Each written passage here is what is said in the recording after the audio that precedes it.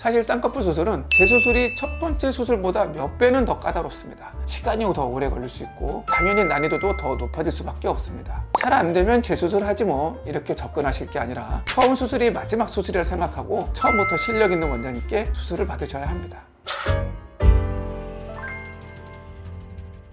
안녕하세요, 크리스탈 정원장입니다.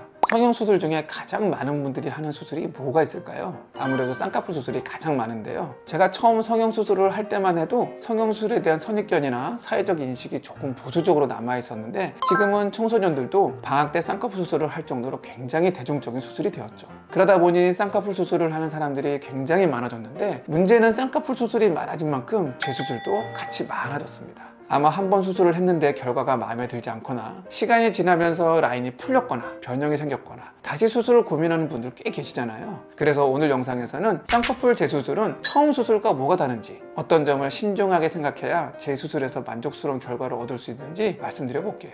만약 지금 쌍꺼풀 수술을 고민하고 있으시거나 이미 쌍꺼풀 수술을 받았는데 수술 결과가 마음에 들지 않는 분이라면 오늘 영상 집중해서 시청해 주세요.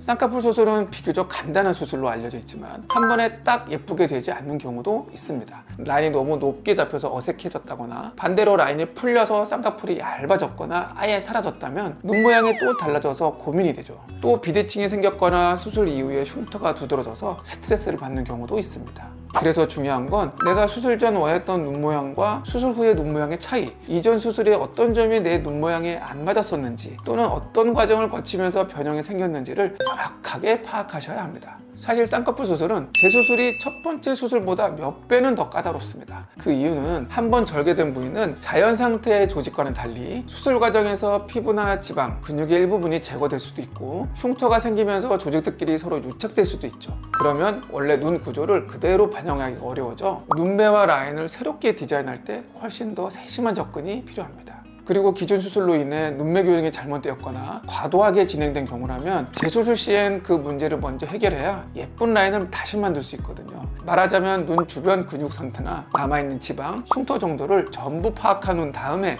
어느 부분을 수정해야 원하는 라인대로 나올지를 꼼꼼히 계획해야 합니다. 중요한 건 예뻐지는 것만 초점을 맞추다 보면 기능적인 부분을 놓치기 쉽기 때문에 뭘 더해야 예뻐질까 보다는 지금 내 눈에서 눈매가 편안하고 자연스럽게 보이도록 하려면 어느 부위를 어떻게 보강해야 할까, 이걸 고민하는 거예요. 가령 쌍꺼풀 라인 자체보다 안검하수가 문제가 돼서 눈이 제대로 안 떠진다면 쌍꺼풀을 아무리 예쁘게 만들어도 어색한 눈매에 답답해 보일 수 있기 때문에 그럴 땐 재수술을 하면서 검거근을 함께 교정해주는 방법도 고려해야 합니다. 이렇듯 여러 요소들이 얽혀 있다 보니 첫 수술보다는 재수술이 시간이 더 오래 걸릴 수 있고 당연히 난이도도 더 높아질 수밖에 없습니다. 그래서 이왕이면 잘 안 되면 재수술 하지 뭐 이렇게 접근하실 게 아니라 처음 수술이 마지막 수술이라 생각하고 처음부터 실력 있는 원장님께 수술을 받으셔야 합니다. 병원마다 차이는 있을 수 있고 또 환자분의 케이스마다도 차이가 있을 수 있지만 재수술의 경우에는 비용도 30에서 한 50% 정도 조금 더 부담이 된다고 생각하시면 됩니다. 재수술 주의사항과 관리 방법에 대해서 설명드리자면 재수술이 결정된 뒤에는 몇 가지 꼭 명심해야 되는 부분이 있는데요. 우선 첫 번째 수술로 마음에 안 든다고 해서 바로 재수술을 받는 게 아니라 충분한 회복 기간이 지난 후에 재수술을 진행해야 안전하고 조직도 더 정확하게 교정할 수 있습니다. 보통 첫 수술 후 6개월은 지나야 흉터도 안정되고 눈매가 최종적으로 자리를 잡는다고 보시면 되고 그 전에 성급하게 수술을 하면 흉터 조직이 덜 남은 상태에서 또다시 절개를 하게 되니 이후에도 흉터나 부자연스러운 유착이 더 생길 위험이 커집니다. 그리고 재수술 직후에는 당연히 붓기나 멍이 생길 수 있고 재수술이라면 이 과정이 조금 더 오래 갈 수 있습니다. 그러니 붓기를 가라앉히는 데 도움이 될 만한 냉찜질과 온찜질이라든지 눈에 무리가 가는 행동을 피하는 생활 습관이 중요하고 더 자세한 눈 수술 후 쌍꺼풀 붓기를 빠르게 빼는 법에 대해서는 제가 영상으로 만들어 놓은 게 있으니 오른쪽 상단에 이 영상을 참고하시면 됩니다. 오늘 이렇게 쌍꺼풀 재수술 성공 방법과 주의사항에 대해 말씀드렸는데요. 저희 병원에 와서 쌍꺼풀 재수술 상담을 하시는 분들에게 어떻게 첫 수술을 하게 되셨는지 물어보게 되면 SS나 광고에서 쌍꺼풀 수술을 얼마다 이렇게 가격을 엄청나게 낮춰서 혹하게 하는 광고들 많잖아요. 그런 곳에 혹했다가 수술한 경우가 대부분입니다. 정말 실력 있고 환자분이 많이 오는 병원이라면 그렇게 무리하게 가격을 내려서 환자를 유인하진 않겠죠. 그리고 그런 성형외과는 박리담의 공장형 성형외과로 환자 한 분 한 분 맞춤으로 디자인하고 수술하는 것이 아니라 정해진 시간 내에 빠르게 끝내서 다음 환자를 받고 수술을 하고를 반복해서 마진을 남기는 구조이다 보니 디테일이 떨어질 수밖에 없고 부작용 케이스가 많이 생길 수밖에 없습니다. 심지어는 나랑 상담한 원장님은 경력이 오래되신 분이지만 실제로 수술하는 원장님은 경력이 얼마 되지 않은 다른 원장님 곳도 있으니 그런 부분도 꼭 고려해서 병원을 선택하시 주길 바랍니다.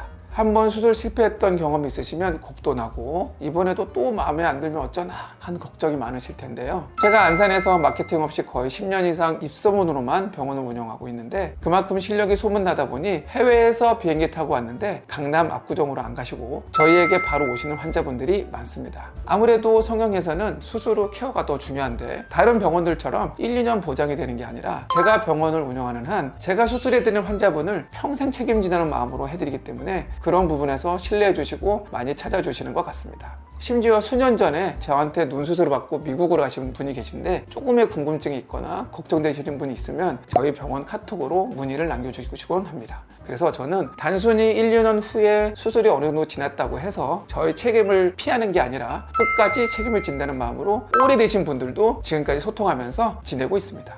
성형수술이라는 게 보통 자기가 원하는 부위만 받고 가면 다시 올 일이 거의 없으시거든요. 자기가 만족하면. 하지만 저는 그 선에서 관계를 끊는 것이 아니라 조금이라도 뭔가 문제점이 있거나 궁금한 점이 있으시면 저는 관계를 유지한다는 면에서 계속적으로 연락을 취하고 연락을 받고 있습니다. 그래서 그런 부분이 있다 보니 저희 병원에서 수술 받으신 분들께서 저를 더 신뢰해 주시고 더 많이 소개시켜 주시는 것 같습니다. 그러니 만약 눈 성형을 고려 중이시라면 가격이 싸다고 혹하지 마시고 꼭 저희 병원 아니어도 되니 처음부터 실력 있고 믿을 수 있는 곳에서 수술 받으시길 바랍니다. 추가적으로 궁금한 점 있으시면 댓글 남겨주시고요. 지금까지 크리스탈 정원장이었습니다. 감사합니다.